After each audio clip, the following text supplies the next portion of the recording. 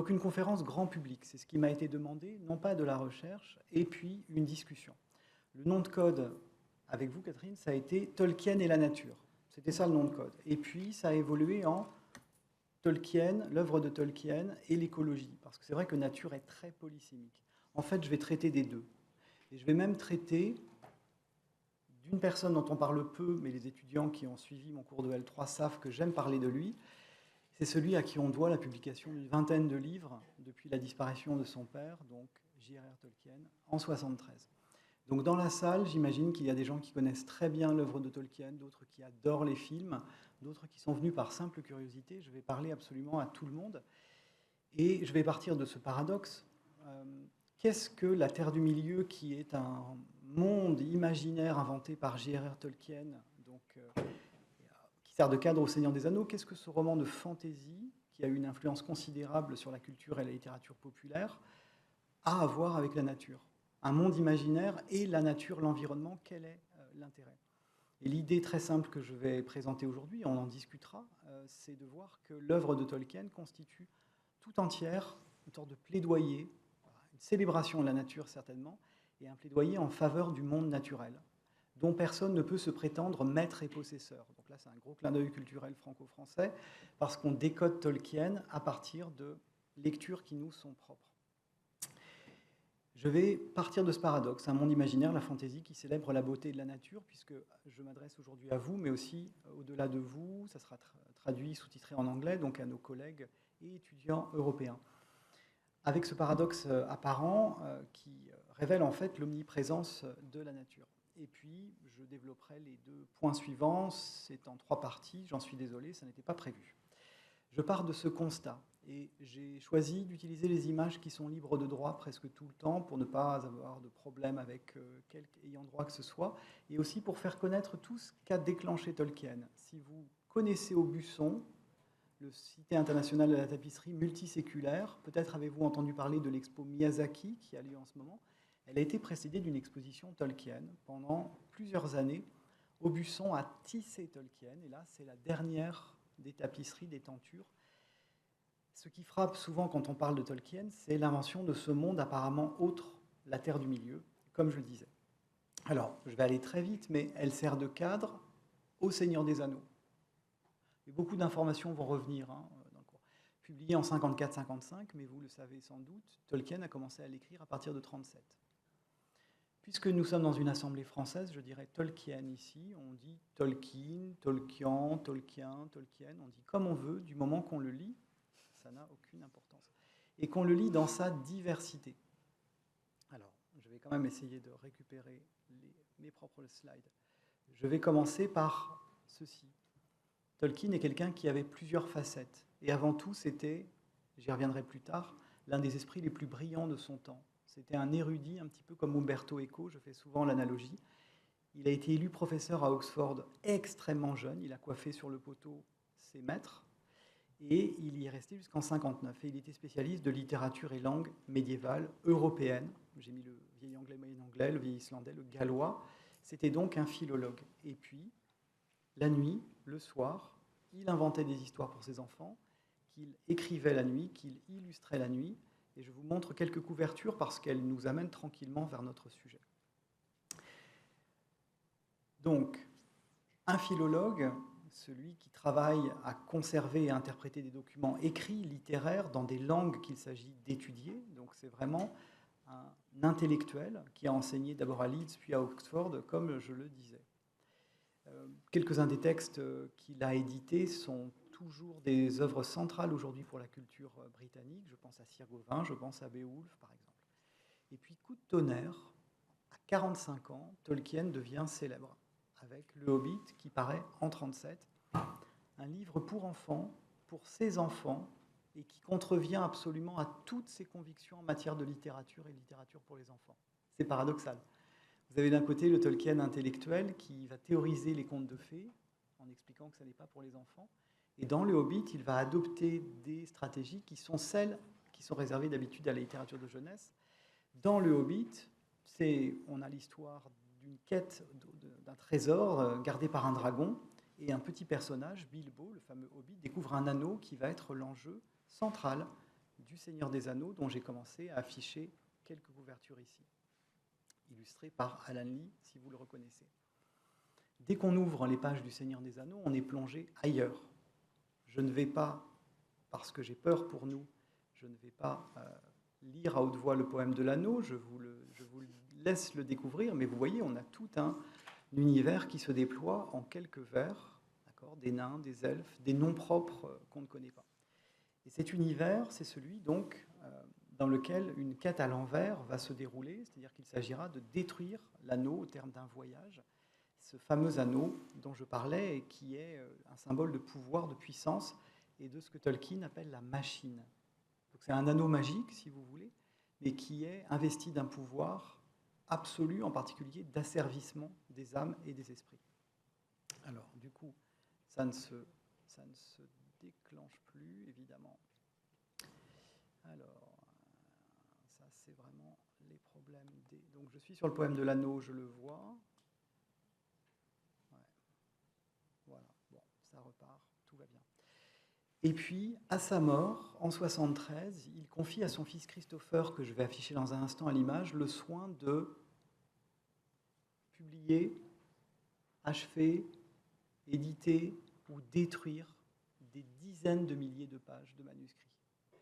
De manuscrits qu'il écrit depuis les années 1916-1917. Et vous le savez, Christopher Tolkien va publier en 4 ans seulement ce qu'on appelle le Silmarillion, c'est-à-dire une sorte de présentation de son univers, la création du monde, depuis les combats entre les dieux, l'apparition des hommes, des elfes, etc. Donc je prends un petit peu de temps pour que tout le monde, même les personnes qui n'ont jamais ouvert Tolkien, qui sont là par curiosité, parce qu'on entend beaucoup parler de lui sans toujours savoir ce qu'il a fait. Hop. En jaune, Le Seigneur des Anneaux et Le Hobbit, et en blanc, tout ce qui a été publié après la disparition de Tolkien par son fils Christopher. Publié ou complété, coécrit, coédité. Alors, il y aura beaucoup de sujets de discussion possibles. L'un d'entre eux, c'est celui de l'appartenance de Tolkien, de la littérature, de l'œuvre de Tolkien à un genre littéraire. En France, si vous allez dans les librairies et les bibliothèques, vous verrez, il est souvent rangé encore en science-fiction. On a l'habitude d'utiliser le terme de fantasy, d'accord, qui se définit d'une manière réductrice, et donc je prie toutes les personnes qui lisent de la fantasy dans la salle de bien vouloir être magnanimes une seconde avec moi.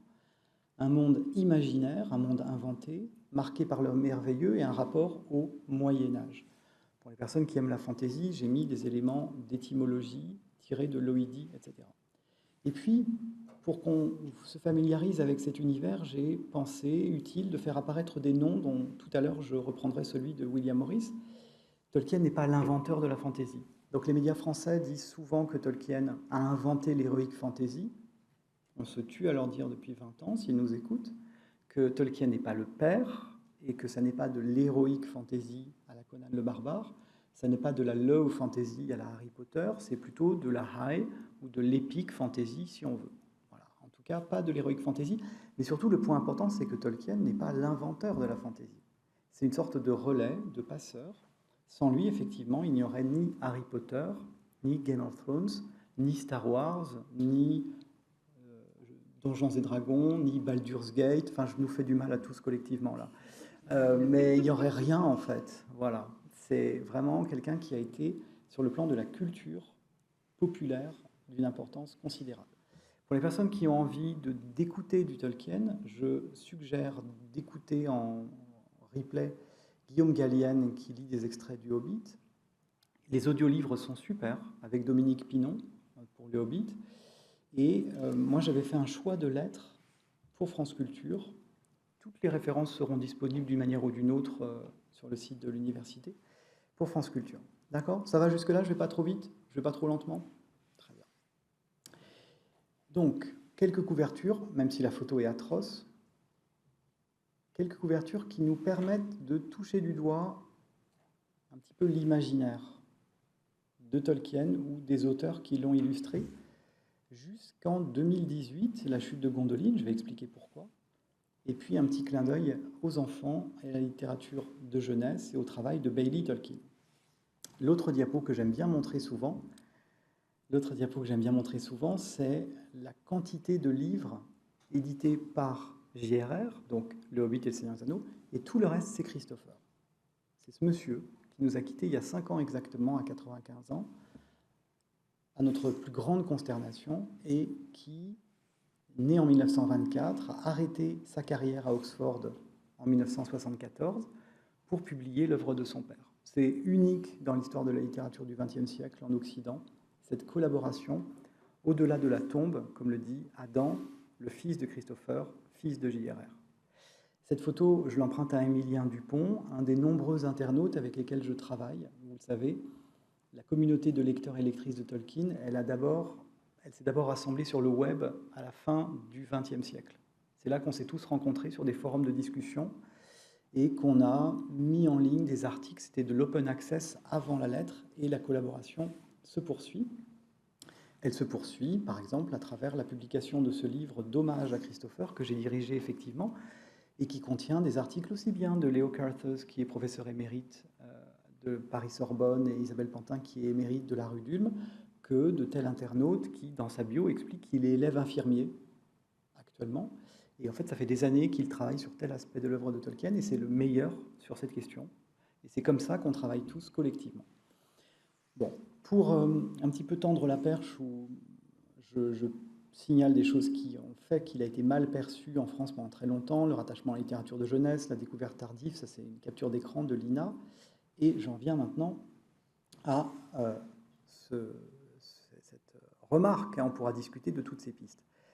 L'un des paradoxes, c'est que dans cette œuvre de high fantasy, c'est-à-dire de fantasy dans laquelle le contact entre le monde des lecteurs et le monde de la fiction est maximal, on ne prend pas de train ou de voiture pour passer de notre univers à la Terre du Milieu, si vous voyez ce que je veux dire. Pour autant, vous commencez à le voir dans les couvertures, l'environnement naturel, la nature, sont des acteurs à part entière dans l'histoire du Seigneur des Anneaux en particulier et du Silmarillion. Tous les lieux, toutes les parties qui la composent, je cite Patrick Curry, dont je donnerai les références tout à l'heure, jouent un rôle central dans le récit. Et ce monde est décrit avec un luxe de détails, vous le savez, on passe du temps à observer la Terre du Milieu du haut des collines, on est chez Tom Bombadil, on regarde par la fenêtre, la pluie tombe et on contemple tout simplement cet univers qui est décrit parfois à grands coups de pinceau et parfois dans les moindres détails. Patrick Curry s'est amusé à compter par exemple le nombre d'espèces de plantes que l'on trouve dans Le Seigneur des Anneaux. Voilà. Le nombre d'espèces, il en a dénombré à peu près 60. Donc 60 espèces de plantes dans Le Seigneur des Anneaux selon lui, certaines rappellent les espèces européennes et plusieurs sont inventées. Donc j'étais en train de citer du conte de fées. Voilà. J'étais en train de citer du conte de fées et tous les éléments que contient le monde créé par l'auteur, je vais en parler tout à l'heure. Il s'agit donc bien de la nature au sens de réalité matérielle. Voilà, je retrouve ma casquette de professeur. Je sors une définition de l'ATILF, le trésor de la langue française informatisée. Ensemble de la réalité matérielle, milieu terrestre défini par le relief, le sol, le climat, l'eau, la végétation, qui sert de cadre de vie à l'espèce humaine. Bon, il y a beaucoup d'autres définitions.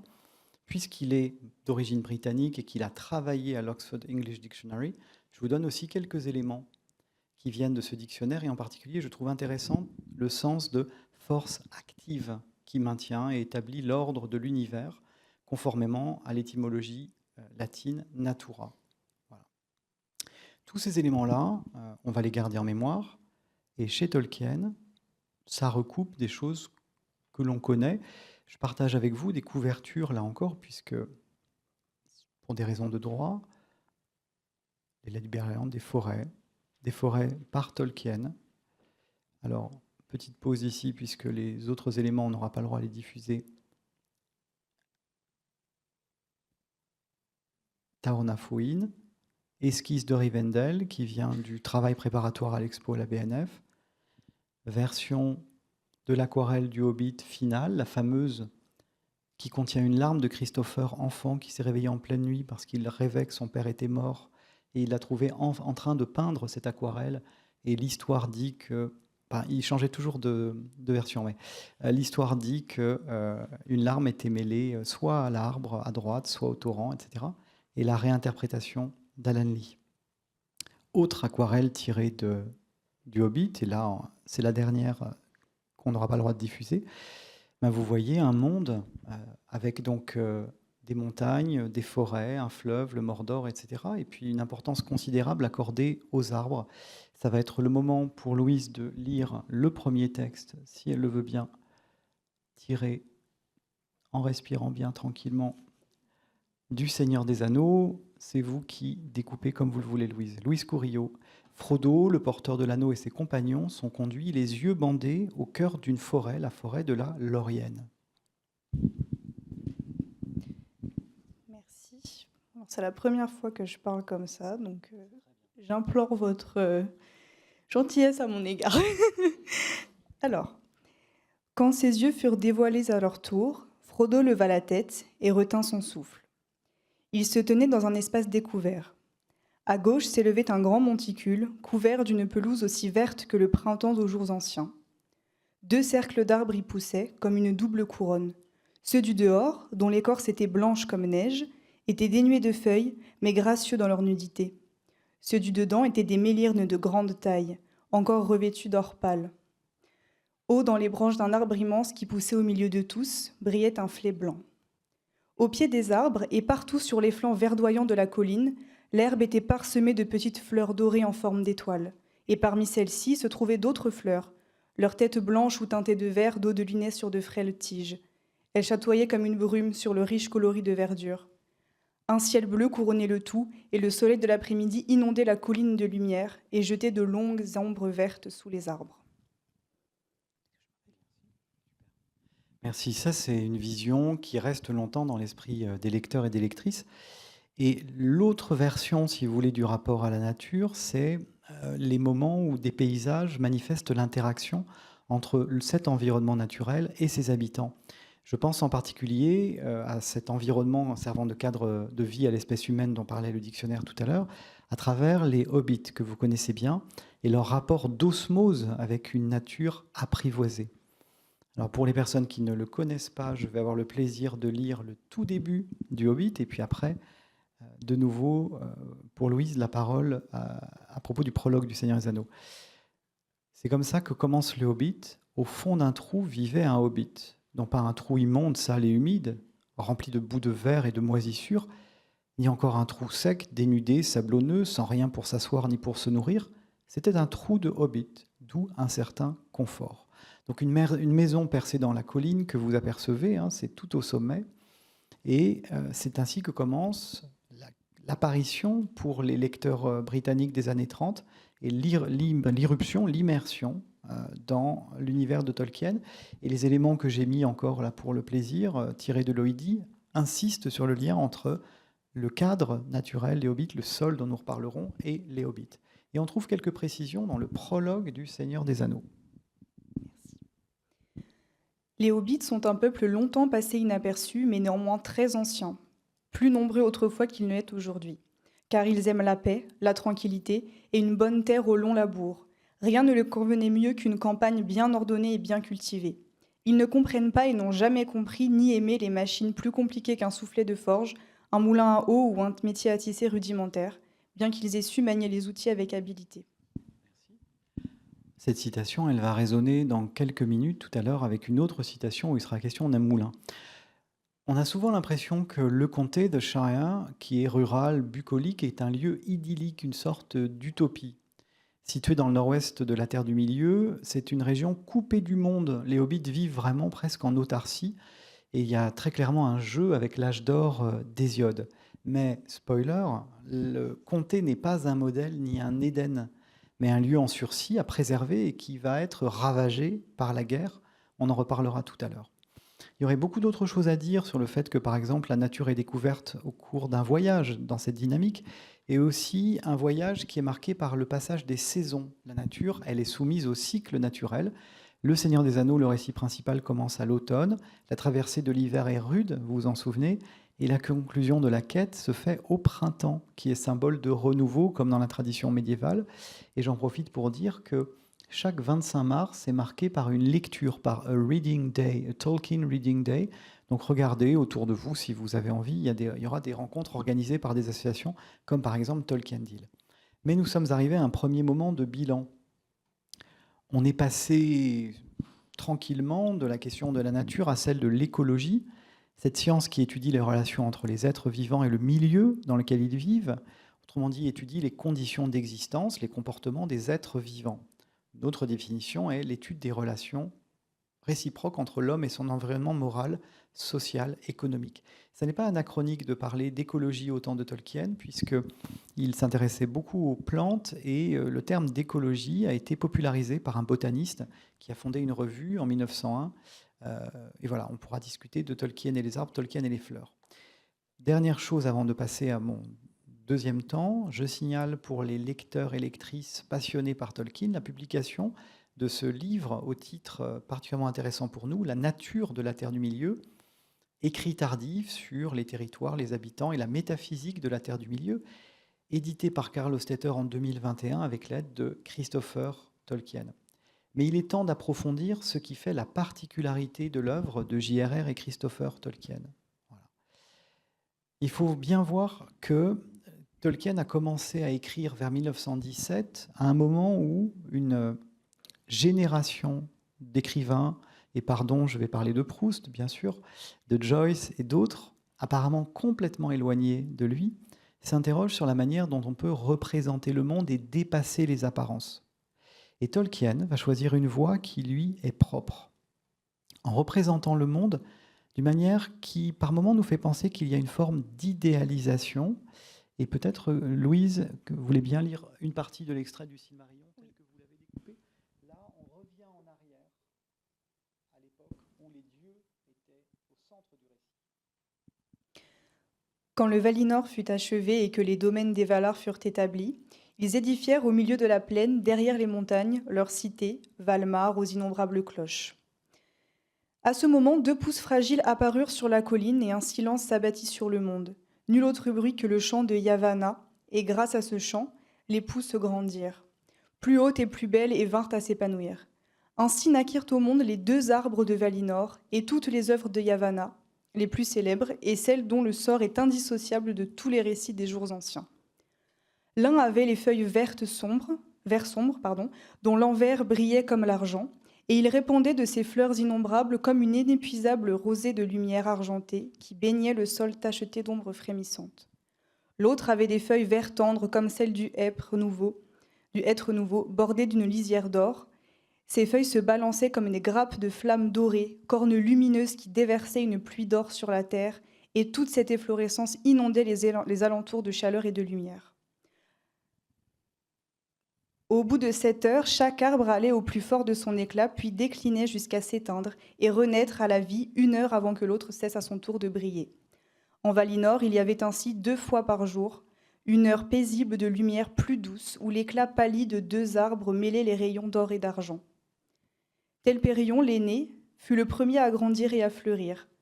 La première heure qu'il répandit, sa lumière, une blanche lueur d'aurore argentée, les Valar ne la comptèrent point dans la suite des heures, mais l'appelèrent l'heure inaugurale et comptèrent dès ce moment les années de leur règne sur le Valinor. Merci. Donc vous voyez la place privilégiée accordée aux arbres dans cette représentation de la nature sont les arbres qui éclairent le récit, littéralement. Alors vous le savez, il faut toujours se méfier de ce que racontent les écrivains. Mais on a un témoignage sur le fait que l'imaginaire de l'arbre et de la forêt a vraiment été fondateur pour Tolkien en tant que lecteur, puis comme écrivain. C'est dans Du conte de fées, un essai dont je parle assez souvent parce c'est une réflexion théorique sur le merveilleux qui précède de nombreuses années Bettelheim par exemple. Et dans Du conte de fées, Tolkien explique tout ce qu'il n'aimait pas. Alors il n'aimait pas Alice au pays des merveilles, il n'aimait pas spécialement l'île au trésor, il aimait bien l'histoire de Peau-Rouge parce qu'il y avait des arbres. Et c'est pratiquement ce qu'il préférait, avant évidemment les récits arthuriens, Arthur et les Volsung. Et pour les personnes que ça intéresse, je vous signale ce beau documentaire réalisé par Simon Baquès, Tolkien des mots, des mondes, en 2013. Alors il y a eu un Twitch React sur Arte avec Presea il y a 15 jours, 2h47 de direct. On a regardé ce documentaire et on a discuté. C'était une expérience assez intéressante. Ce documentaire est certainement un des plus intéressants réalisés sur Tolkien, avec celui de la Grande Librairie de François Bunel en 2014. Donc, les forêts, et on sait que sur le plan biographique, Simon Backus en parle un petit peu. L'expérience de l'Angleterre rurale que Tolkien a connue enfant a été fondamentale. Et il y a beaucoup de ses souvenirs d'enfance dans la recréation du monde des Hobbits. Je disais prudence avec la biographie des auteurs. Néanmoins, on peut rappeler que Tolkien, qui est né dans le sud de l'Afrique, pas tout à fait en Afrique du Sud, mais de parents anglais, est rentré à 3 ans en Angleterre et il est resté pratiquement toute sa vie dans un périmètre très limité. Et il a grandi entre un petit village de Sarhall au sud de Birmingham, qu'il associe dans son souvenir à la nature, et Birmingham, puis Leeds. Et le contraste dans ses lettres entre la nature, les souvenirs d'enfance et l'expérience à Birmingham et à Leeds de l'industrie, des machines, du bruit, de la fumée, de la saleté, ces souvenirs sont très représentatifs de tout ce qu'une génération d'Anglais et d'Anglaises ont connu à cause de la révolution industrielle et de l'industrialisation à marche forcée britannique. Si vous pensez à Peaky Blinders, par exemple, vous avez un petit aperçu, mais seulement un petit aperçu. À Leeds, Tolkien ne pouvait pas sortir le petit bébé Christopher dans le jardin sans avoir de la pollution sur les vêtements du bébé. Donc, vraiment, pour le résumer, ce qui prime chez lui, c'est cet amour de la flore. Mais vraiment, le terme, il est peu expansif dans sa correspondance, mais il écrit à son éditeur qu'il est amoureux des plantes et par-dessus tout des arbres. Et ce goût ancien pour la nature et pour les arbres passe dans la création littéraire d'une manière très consciente chez lui, par une translation, un transfert qu'il théorise. Donc là, je le rappelle pour tout le monde, si vous... Voilà, ça peut être vraiment un apport intéressant pour vous. Il appelle ça la subcréation. La subcréation, c'est le fait de prendre les palettes du monde, de couleurs, les éléments du monde, et de les redistribuer. Je lis à mon tour un extrait de Du Conte de Fées. Lorsque nous retirons le vert à l'herbe, le bleu aux cieux et le rouge au sang, nous avons déjà le pouvoir de l'enchanteur sur un certain plan. Alors naît le désir d'exercer ce pouvoir dans le monde extérieur à notre esprit. Il ne s'ensuit pas que nous en ferons un bon usage. Nous pouvons mettre un verre cadavérique sur un visage humain et créer une horreur. Nous pouvons faire briller la terrifiante et rare lune bleue, ou encore nous pouvons faire surgir dans le bois des feuilles d'argent. Mais dans cette imagination, et là il emploie le terme fantaisie, comme on l'appelle, et créer une nouvelle forme. La faerie commence, l'homme devient un subcréateur. Un pouvoir essentiel de la faerie est donc celui de rendre immédiatement réel, par la volonté, les visions de l'imagination. Et là, la traductrice a de nouveau indiqué fantaisie. Donc, comme créateur littéraire, Tolkien emprunte des éléments au monde réel d'une manière qui est dosée, pensée, pas extravagante. Tolkien est célèbre non pas pour faire intervenir des dragons dans l'épisode de la saison 8, mais pour, justement, pas mettre de dragons dans Le Seigneur des Anneaux, pour en laisser un seul dans Le Hobbit. Il est célèbre pour toute cette cohérence et cette vraisemblance. Je ne vais pas m'attarder sur ce point. Vous pouvez venir suivre mon cours de licence 3 si vous ne l'avez pas suivi l'année prochaine. Mais il faut vraiment savoir que ça a frappé des auteurs aussi différents que C.S. Lewis, qui est devenu son ami, et Julien Gracq. Julien Gracq était un des plus grands admirateurs français de Tolkien dans les années 70. On l'a vu dans des entretiens, on l'a vu en lisant, en écrivant, mais on le voit aussi dans des textes publiés de manière posthume, comme Nœud de vie en 2021, où il parle de cette cohésion, cette cohérence qui triomphe des pires disparates comme des pires invraisemblances. Donc quelque chose tient, et on retrouve ce principe qui servait de définition tout à l'heure à la nature, ce principe de cohésion. Bon, C.S. Lewis est de parti pris quand il écrit « Aucun monde imaginaire qui soit aussi multiple et aussi fidèle à ses propres lois intérieures n'a jamais été inventé ». Mais pour les personnes qui ne connaissent pas Tolkien, il faut vraiment savoir que tout se tient, la chronologie, la géographie, les langues, comme on le dit souvent. Ça, c'est la chronologie qu'on avait construite avec Émilie Fissier et d'autres pour l'expo de la BNF.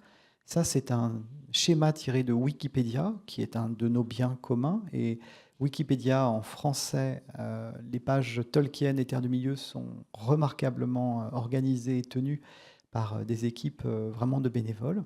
Mais vous voyez, en fait, les migrations des elfes font que la Terre est parcourue au cours de son histoire par les peuples. Bon, on pourra en parler, mais ce qui est le plus important dans mon propos aujourd'hui, c'est l'idée que la fantaisie permet de retrouver une vision claire du monde qui nous entoure. quelque chose dans l'habitude, et là j'emploie les termes proustiens, nous coupe du monde réel dans la vie quotidienne. On a trop l'habitude des choses et des gens, on ne les voit pas tels qu'ils sont. Et la littérature, disent certains écrivains comme Proust et Tolkien, est là pour nous permettre de retrouver une meilleure vision. Je cite la deuxième citation, de laver nos carreaux de telle sorte que les choses vues clairement puissent être débarrassées de la terne pellicule, de la banalité, de la familiarité, de la possessivité. C'est un ajout étrange qu'on va garder en mémoire et on va en reparler avec Tom Bombadil tout à l'heure. Et Tolkien est beaucoup plus concret dans les mêmes pages. Nous devons de nouveau regarder le vert et de nouveau être éblouis, mais non aveuglés par le bleu, le jaune, le rouge. Nous devons rencontrer le centaure et le dragon, puis soudain apercevoir peut-être, tels les bergers d'antan, moutons, chiens et chevaux, ainsi que les loups. Dans ce cadre, l'accent est mis sur la révélation. Telle scène célèbre de Beren et Luthien, la plus grande histoire inventée par Tolkien, une histoire entre une elfe et un humain, il y aurait beaucoup à dire, est une transposition où est née de la vision que Tolkien a eue de sa jeune femme Édith dansant dans une clairière. Une visite aux gorges de Cheddar ont été certainement la base de la création du gouffre de Helm. C'est assez banal que les écrivains inventent à partir de ce qu'ils, elles, connaissent. Mais Tolkien a vraiment réfléchi à ce transfert du monde premier, du monde primaire, au monde secondaire, le monde de la fiction, à ce transfert-là. Et donc, on peut vraiment dire que la fantaisie, le merveilleux sont un détour, une manière de montrer le monde tel qu'il est. Donc là, c'est la seconde série d'illustrations qu'on ne gardera pas à la vidéo.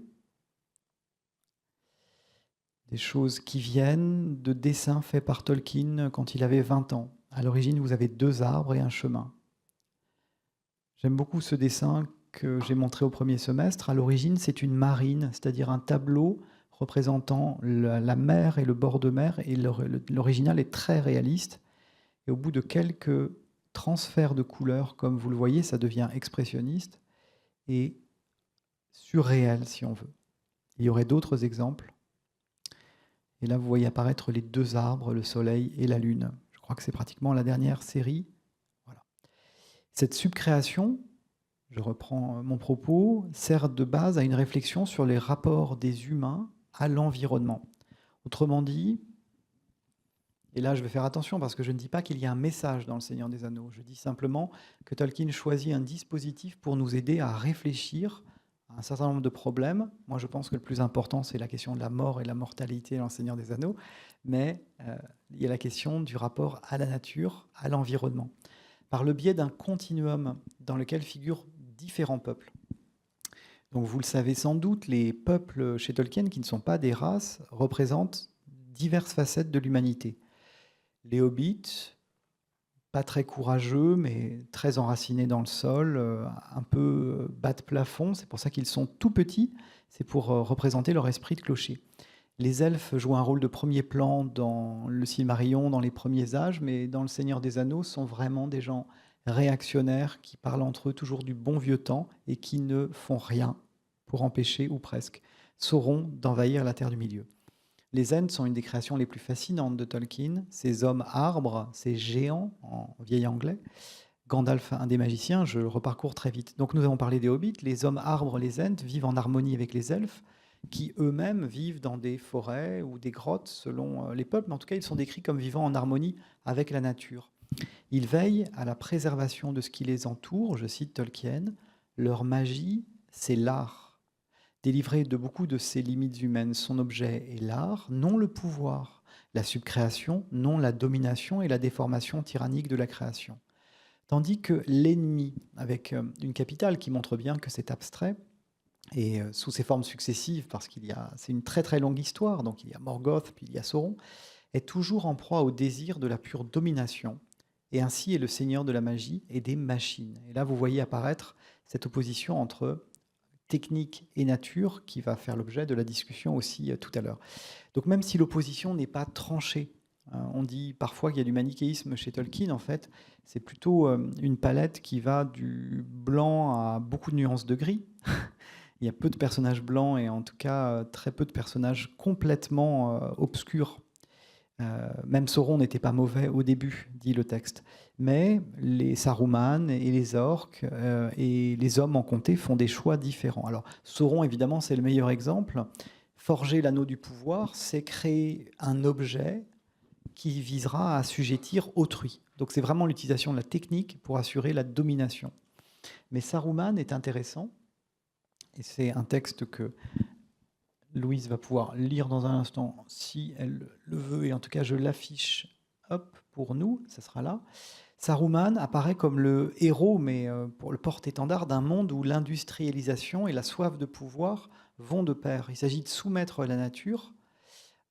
Saruman, c'est le magicien qui au début était là pour éclairer les autres et éclairer les peuples, mais qui petit à petit a laissé un esprit de rouage s'emparer de son âme, et il a fait un usage de la connaissance qui s'est écarté d'une forme de sagesse.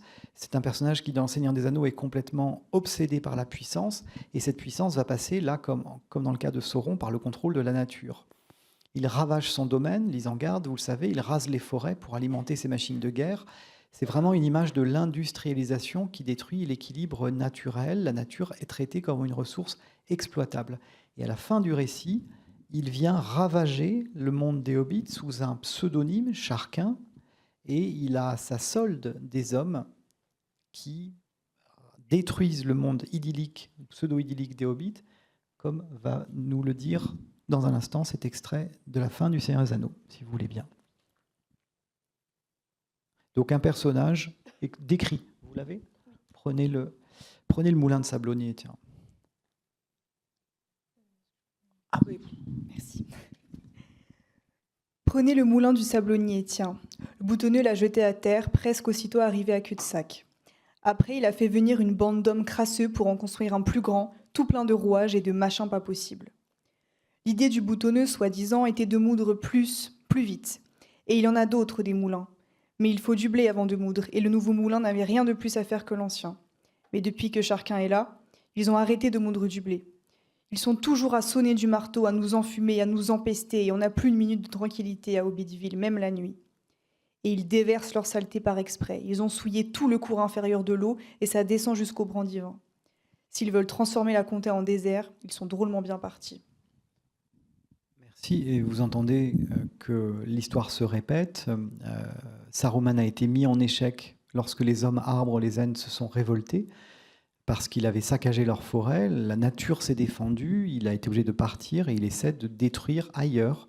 Et la question est de savoir s'il va pouvoir être arrêté à temps. Pour cela, lisez le roman, puisqu'il paraît qu'il y a un film tiré du Seigneur des Anneaux, mais il n'adapte pas cet épisode, qui est pourtant extrêmement intéressant. Et c'est à ce moment-là qu'on se demande si le Seigneur des Anneaux contient un message explicite.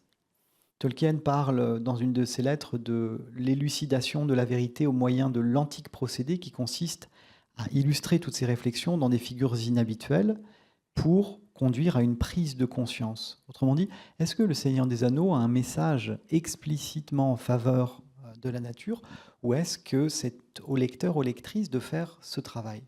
C'est donc ma dernière partie, on est tout à fait dans les temps, ouf, avec ce qui pourrait sembler être un dernier paradoxe, un homme de son époque, et je vais surtout évoquer rapidement la guerre, et une œuvre interprétée tout au long du XXe, dans la seconde partie du XXe siècle, et tout au long du siècle qui nous sépare des années 60, par les défenseurs de l'environnement. Le terme clé ici, je l'ai indiqué sur le PowerPoint, c'est applicabilité. Tolkien, dans une des préfaces au Seigneur des Anneaux, explique que le Seigneur des Anneaux ne contient pas d'allégorie. Il n'y a pas de message caché à décoder, et qu'en revanche, les lecteurs peuvent interpréter son récit comme ils le veulent. Donc la clé, c'est l'interprétation par les lecteurs et les lectrices en fonction de leur époque. Alors, on pourrait tout de suite rappeler qu'il y a un décalage historique, générationnel, entre Tolkien et les lectures contemporaines. Par exemple, les lectures par des auteurs qui s'intéressent à la décroissance. Je discute avec pas mal d'auteurs d'essais qui vont paraître en 2025, et il y a un dénominateur commun autour de la question de la décroissance. Et là, j'ai affiché au tableau quelques dates enfin. Il naît en 1892, il meurt en 73, et à part l'expérience de la Première Guerre mondiale où il réussit à survivre par miracle parce qu'il tombe malade, il vit ce que les médias appellent la vie morne et ennuyeuse d'un professeur d'université. Donc, il meurt en 1973 et on pourrait se dire que toutes les lectures en faveur de l'écologie à partir des années 60 sont anachroniques. En réalité, la fantaisie, depuis son apparition avec William Morris, donc je l'ai affiché ici, qui meurt en 96, à peu près au moment où naît Tolkien, la fantaisie est un genre technocritique, comme le dit l'historien William Blanc. Technocritique. Autrement dit, William Morris a été un compagnon de route des pré-raphaélites, il a été socialiste, il a écrit en faveur de l'artisanat. William Morris, qui est aussi l'inventeur, je le disais, de la fantaisie, l'auteur des premiers romans de fantaisie, rejette l'industrialisation et est en faveur de l'artisanat qui crée des objets uniques, tandis que, je cite toujours William Blanc, l'industrie aliène l'homme qui est condamné à enchaîner des gestes répétitifs. Là, je pense évidemment à Chaplin et au temps moderne, j'ajoute cette précision. Mais la particularité de Tolkien, c'est qu'il n'a pas construit le même genre d'utopie que William Morris. Le monde des hobbits, je l'ai dit, est critiqué, celui des elfes également. Il nous invite plutôt à réfléchir par nous-mêmes à la nécessité de protéger l'environnement, de le restaurer sans désir de possession. Donc je vais terminer ma présentation avant de passer aux questions-réponses sur la présentation de 3 figures. C'est une hypothèse, hein, c'est la première fois que je rassemble ces suggestions comme ça. 3 figures, Faramir le protecteur, Sam le jardinier et Bombadil l'énigme, le non-possesseur. On va voir. Faramir. Faramir est vraiment un héros. Vous le savez, c'est le frère de Boromir, lui aussi venu du Gondor. Mais Boromir est un capitaine de la garde. Il est persuadé que sa force, sa valeur, sa bravoure vont lui permettre d'utiliser l'anneau pour renverser le Seigneur des Anneaux. Je ne vous dis pas comment il termine, mais mal. Comme tous les personnages qui sont victimes de cette outrecuidance que Tolkien déteste chez les chefs. Il a écrit des pages remarquablement critiques à l'égard de Beowulf, de Beorhtnoth et du roi Arthur quand ils font preuve de cette même démesure. Donc, à l'opposé de cette trop grande confiance qui piège les héros, on a le personnage de Faramir. Faramir qui, c'est assez révélateur, est sorti tout droit des bois de l'Ithilien, une région de la Terre du Milieu, sans que Tolkien s'y attende. Il était en train d'écrire autre chose et puis le personnage est apparu dans son esprit. Faramir est tout aussi courageux que son frère Boromir, mais il a un usage de la force complètement différent et surtout il s'intéresse à la nature. Je cite une phrase parmi d'autres qui montre, citation célèbre qui montre que lui ne veut pas se battre pour la gloire. La guerre est une nécessité, dit-il, tant qu'il s'agit de défendre nos vies contre un destructeur qui voudrait tout dévorer. On est au moment où le Seigneur des Anneaux lance ses armées. Mais je n'aime pas la brillante épée pour son tranchant, ni la flèche pour sa rapidité, ni le guerrier pour ses triomphes. Je n'aime que ce qu'ils défendent. Ça, c'est une sorte de credo du personnage de Faramir, qui est une sorte de Robin des Bois. Hein, si vous le voyez dans le récit, il est habillé un petit peu comme Robin des Bois, il a ce genre d'armes. Et de manière très très parlante, à la fin du récit, à la fin de la guerre, il quitte la ville pour se consacrer à restaurer, à réparer l'Ithilienne, ce domaine bucolique qui fait écho un petit peu à la Laurienne, au comté. Et à cet égard, Faramir n'est pas sans rappeler, faire écho à un personnage beaucoup plus comique mais qui devient héroïque, Sam, celui qui est, je disais Sam ou l'art de cultiver son jardin, c'est un petit clin d'œil à la littérature française, mais ailleurs je l'ai appelé le héros jardinier. Tolkien écrit dans ses lettres que c'est vraiment Sam, le héros central du Seigneur des Anneaux. Ça m'a soulagé parce que moi j'ai beaucoup de mal avec Frodo, que je trouve un vrai robot, et qui à la fin, c'est un peu Anakin en fait. Voilà. Donc contrairement à Frodo, obsédé par sa mission, à Aragorn, qui est hérité d'un royaume mais qui a autre chose à faire, Sam, lui, se concentre sur une double mission. Accompagner Frodo dans l'accomplissement de la quête, et vous savez qu'il est capable de le porter sur ses épaules lorsque Frodo n'aura plus de force. Mais en même temps, il pense qu'il va falloir rentrer à la maison. il a un lien absolument viscéral, intime avec la terre. Il était jardinier au début du récit, vous vous en souvenez, et il joue un rôle essentiel dans la reconstruction du pays des Hobbits, dévasté, ravagé. Autrement dit, Sam est un exemple qu'on peut rétablir la vie dans un jardin dévasté, et qu'il ne s'agit pas seulement de la contempler comme les elfes ou de se retirer du monde. Et j'aime bien la manière dont le personnage de Sam est construit, parce qu'au début, il fait penser un petit peu à Sancho Panza. Et en réalité, c'est celui qui est détenteur d'une sorte de sagesse et qui, de manière très révélatrice à la fin du livre, là je dis des choses sans trop divulgacher, est celui qui à la fois va administrer sagement son village, sous une forme de démocratie directe, et qui va écrire. C'est la citation que j'ai indiquée sur la diapo. Il est l'un des auteurs de ce livre rouge qui contient les mémoires de Bilbo et de Frodo du Comté, complétés par les relations de leurs amis. Et il y a cet échange amusant entre Sam et son ancien maître Frodo. « Ma foi, vous avez presque fini, monsieur Frodo !» s'exclama Sam, « mais vous n'avez pas chômé, il faut dire. »« J'ai bel et bien fini, répond Frodo, les dernières pages t'appartiennent. » Donc, reconstruire collectivement un monde ravagé, associer politique et respect de l'environnement, prise de responsabilité avec humilité pour le bien commun et l'écriture. Et là, c'est quelque chose que je n'ai pas le temps de développer, mais il y a un lien vraiment métaphorique entre le récit et l'arbre. Et on avait pensé lire un extrait de Feuilles de Nigel qu'on lira peut-être pendant les questions-réponses, mais je surveille l'heure. On commence à comprendre pourquoi il y a eu des lectures politiques et écologistes, et avant d'en parler, je vais quand même faire un clin d'œil à un des personnages les plus intéressants du Seigneur des Anneaux. Et au-delà, Tom Bombadil, j'ai mis l'extrait où les personnages, les hobbits, échangent avec la compagne de Tom Bombadil pour lui demander, il faut lui poser la question qui nous démange tous, qui est Tom Bombadil?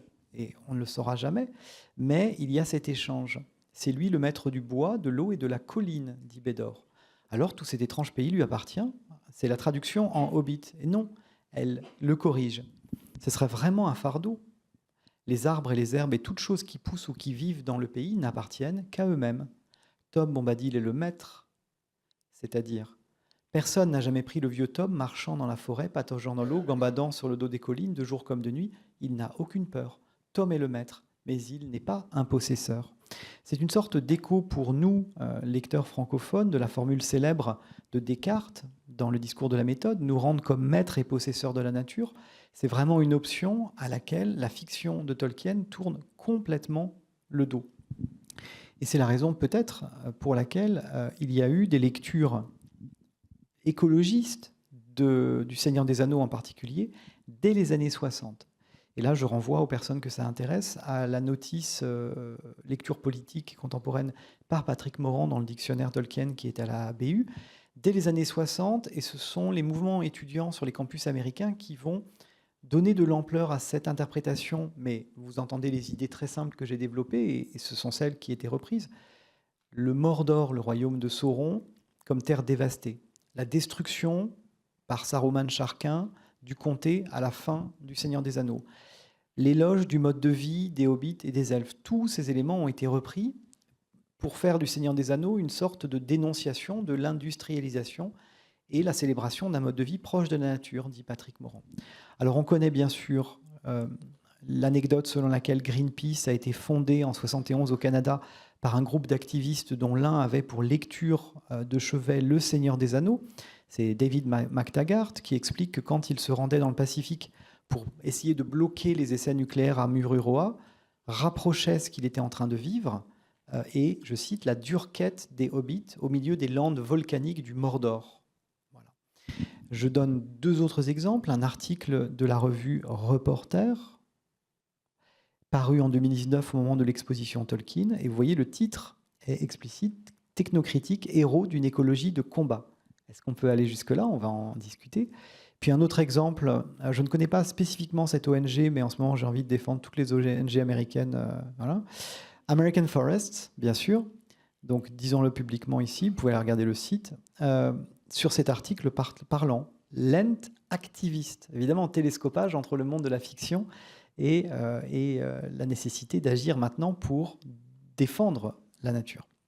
Donc quelques exemples très rapides et après ça va permettre à la salle de discuter. j'en viens à cette conclusion un peu évidente.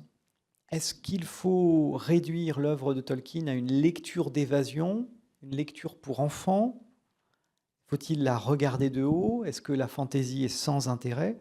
Depuis le début des années 2000, le développement de l'éco-critique est allé de pair avec un développement d'une éco-critique tolkienienne. L'une plutôt d'inspiration chrétienne et l'autre plutôt proche du New Age. Je donnerai dans les diapos finales les références.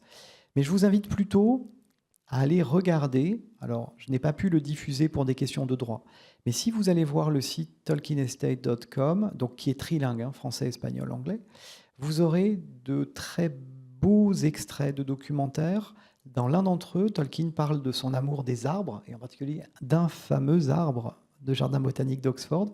Et puis, vous voyez Christopher Tolkien qui explique la répulsion que son père avait à l'égard de la machine, des machines, mais de la machine, et explique que c'est la raison pour laquelle l'anneau est un symbole de la machine par excellence, puisqu'elle est faite pour soumettre les âmes et les esprits. Et puis, de manière assez touchante, il décrit son amour, l'amour de son père pour le monde naturel.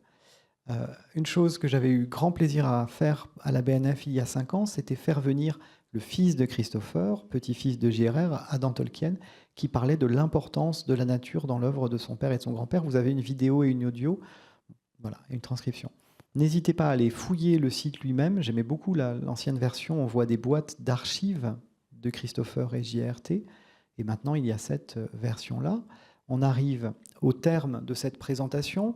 Donc, on a évoqué pas mal d'aspects, la fragilité de la nature, l'usage destructeur de la technique, la valorisation de personnages qui sont des défenseurs ou des jardiniers, la possibilité de réparer, peut-être. J'ai laissé de côté énormément de choses, mais je voudrais maintenant que nous rejoigne Clémence Oison, et je voudrais qu'on remercie Louise Courillo, qui va aussi prendre la parole pendant les questions-réponses. Juste avant que vous l'applaudissiez, je voudrais dire que Louise a défendu ce mémoire de master, comme on dit en franglais, en juin dernier. Il était consacré à la conscience environnementale dans des romans de fantasy de Tolkien et Fedgen. Merci Louise pour la lecture, et je vais laisser le micro à l'assistance et à Clémence, qui, juste avant qu'on prenne les questions-réponses, à qui je vais demander de présenter son projet de thèse, parce que je trouvais important de manifester la différence entre une conférence grand public aujourd'hui et puis la vraie recherche en action. Je vous en prie, installez-vous, prenez place. Et puis aussi comme exemple du travail qu'on peut mener quand on sort d'un M2 après l'agrégation. Voilà. Merci à vous, et d'abord à vous, Clémence, autant de temps que vous voulez. J'ai affiché votre... Voilà. Bonjour à toutes et à tous. Donc mon projet de thèse s'intitulerait La fantaisie, un nouveau genre pastoral, nature et technologie dans la littérature de fantaisie du 19e au 21e siècle. Vous avez employé les termes idyllique et utopique en parlant du comté. C'était une des pistes qui m'a mené à ça, se demander si la pastorale pourrait être vue comme un ancêtre potentiel de la fantaisie, à côté du mythe, du conte, de l'épopée, où la généalogie semble peut-être plus directe. Aussi, en partant de l'autre bout, on pourrait se demander si la fantaisie est une sorte de mutation contemporaine de la pastorale. Et donc par pastorale, j'entends pas nécessairement l'astrée ou la pastorale telle qu'on entend souvent, donc celle qu'on connaît en France au XVIIe siècle, mais peut-être plus une définition anglophone qui verrait la pastorale comme une sorte d'outil conceptuel qui permet de négocier les relations entre la nature, l'humain et la technologie. Donc quelque chose de beaucoup plus vaste et peut-être plus maniable pour traiter de la fantaisie. Et donc je me servirai donc d'un corpus assez vaste que je ne maîtrise pas encore tout à fait.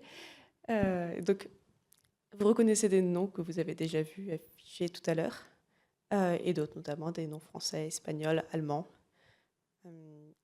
Et à droite, j'ai mis des références critiques. Gunther Anders, dont l'ouvrage s'appelle L'obsolescence de l'homme. Malgré son titre compliqué, il se lit en fait très facilement. Et l'idée est que les êtres humains se sentent en quelque sorte inférieurs à leur propre machine, un peu comme on se sent parfois très stupide face à son propre ordinateur ou à un instrument récalcitrant, mais même lorsqu'il fonctionne bien. Et Léo Marx, donc de Machine the Garden, c'est une étude sur la pastorale qui m'a mené à cette définition plutôt conjointe de la pastorale et de la fantaisie. Oui, et moi j'avais des antisèches. J'avais vu que dans votre projet de thèse, vous envisagez donc de rapprocher la littérature de fantaisie de la philosophie des techniques pour mettre en lumière la dimension éthique. Voilà, donc pas seulement la construction des mondes, pas seulement le world building, pas exclusivement le style, les images, mais la réflexion sur la relation entre fantaisie et l'emprise de la technologie, disiez-vous. Je me trompe pas? Oui, c'est ça. Bon. Voilà. Est-ce que vous voulez ajouter maintenant quelque chose ou est-ce qu'on garde du temps pour les questions-réponses? Non, Ça pour va? l'instant, ça va. Alors moi, je propose qu'on applaudisse Louise pour sa lecture parce qu'elle ne savait pas elle ne connaissait pas tous les textes qu'elle allait lire. Et je propose que la parole maintenant soit à la salle. On fait comme ça? Voilà. Donc un micro va circuler. Vraiment, sentez-vous libre de poser des questions générales, de redemander des choses que, par exemple, j'ai pu mal expliquer, de contester, parce que quand on fait une conférence en 1 heure, et là, on a tenu absolument 1 heure pour avoir du temps pour discuter, on est réducteur, injuste, oublieux de choses très importantes. Donc la parole est à la salle.